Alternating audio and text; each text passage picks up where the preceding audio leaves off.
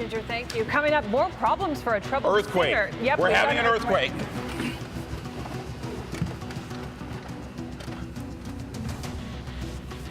Okay, it appears to have stopped. Yeah.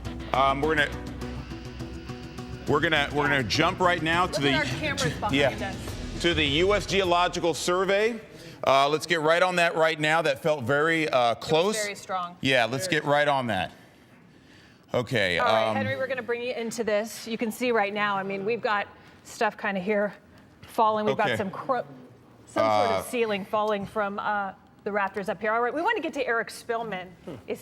He's actually live right now. Eric Spillman, did you feel what we felt? We're here.